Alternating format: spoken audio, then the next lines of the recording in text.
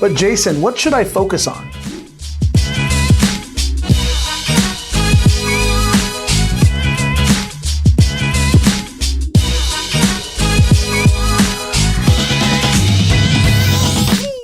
Hey there, Enterprisers, what's good? It's Jason Ligo here again, and in this video I want to talk to you about the focal points of the successful entrepreneur. That's right, we're talking about focal points of the successful entrepreneur. Now, in this day and time, when it comes to business, you know as well as I know that you absolutely need to be focused. That goes without saying. Everyone always talks about focus this, focus that, so much so that we even have focus groups to help you with achieving focus in different things in different areas.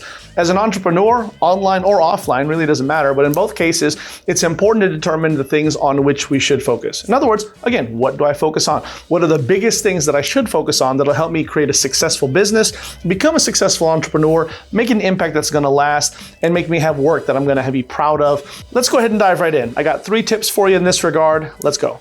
Number 1, needle movers first. Needle movers first, okay? You can probably guess what that means, all right? But essentially, you just need to keep the main thing the main thing. When it comes to business, the reality is you are going to be pulled in every which direction. And so it definitely begs your attention to be focused on the things that matter most. And in this case, it's what will move the needle. When I refer to moving the needle, okay, the things that move the needle, it's exactly that. It's what's gonna get you to a paycheck. It's what's gonna get you to a sale. Any business is gonna be funded on sales, right? When you watch Shark Tank, the number 1 question that they ask you, all right, to determine the viability of your business is, what do your sales look like? So ultimately, everything that you should focus on in the beginning should be the activities that lead you towards getting a sale, leading you towards getting a purchase of your product or service from your customer. And the things, of course, that are attached to that. So things like prospecting and follow-up, right?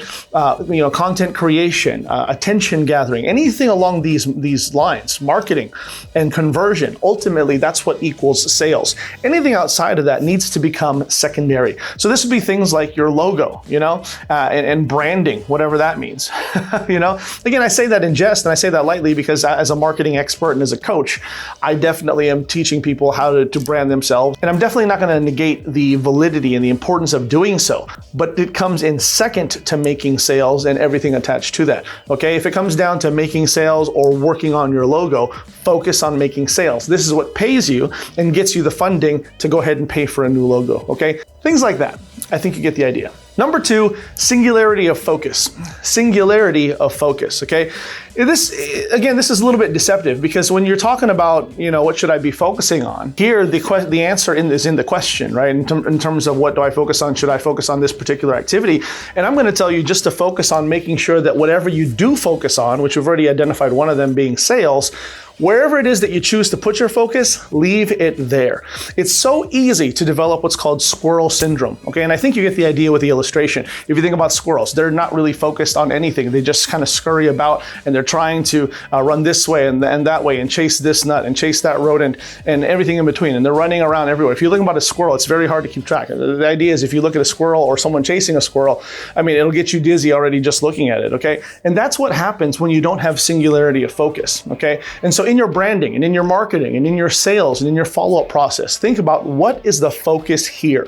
What are we focused on? I did a video most recently on content creation. And one of the points therein is also to focus on the focus of each piece of content. It's no different. So whatever it is that you're going to be focusing on, make sure that you focus on that and just that for the time being until you see the optimization and the success rate that you're looking for. Number 3, mindful multitasking.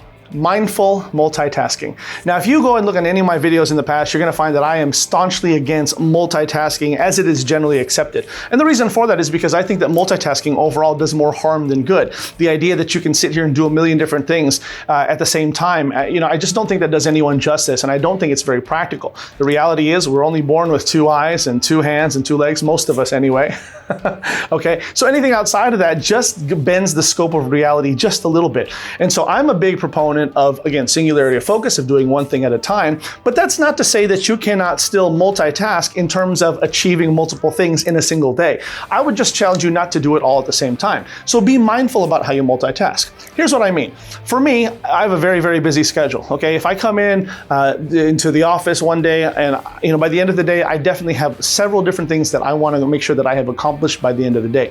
Everything, branding, new equipment, new things, new content, whatever you want to call it. I have a ton of different things that I want to do. but I won't do them at the same time. I won't focus on them at the same time, but I will still achieve all by the end of the day. Everything will be said and done. Everything will be completed in a perfect situation. So I'm still multitasking because I am getting multiple things done at the end of the day. I'm just not doing all at the same time. One of the best ways to do this is to have scheduled blocks or scheduled chunks of time wherein you're going to work on one particular thing at that particular time and nothing else. And you can set this. There's different techniques you can do. Pomodoro technique, tomato timer method, break it up into chunks, whatever you want to call it. There's so many different modalities in doing this, but you can absolutely do it. So whether you're working 15 minutes at a time and resting 2 minutes, or working through 30 minutes or an hour and resting a few more, it does not really matter. Just know that I believe that's going to be a far more effective way of accumulating success in multiple different areas, as opposed to just sitting there and saying, okay, now I'm responding to this email, now I'm answering this phone call, now I'm doing this, now I'm doing that. You get the idea. It's exhausting, not only mentally, but physically as well.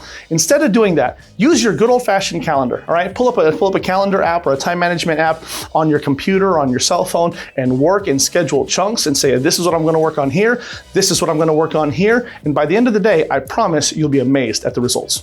All right, my friends, listen, short and sweet today. Hopefully that was helpful to you. These are 3 great focal points for the successful entrepreneur. These are the things you need to focus on, okay? Focus on moving the needle. Focus on the things that matter the most. Focus on having proper focus. And then also focus on multitasking mindfully. These are the things that are definitely going to help you in your business become successful no matter what your business is. Hopefully you like that. Make sure you give me a comment. Let me know what you think. Also hit the subscribe button and the notification bell. That way you don't miss out on any more hot new content that I got coming down the pipe just for you. Now, if you hadn't had a chance yet, click on the link below to download a copy of my free digital ebook. It's called The Digital Freedom Shortcut, and it's my free gift to you just for being a valued subscriber. I want to thank you for your support. And this is exactly the story of how I was able to leave my corporate 6-figure finance career to living the ultimate lifestyle like I'm doing right now. And I'm happy to share it all with you. All right, that's it, my friends. I'll see you soon. Take care.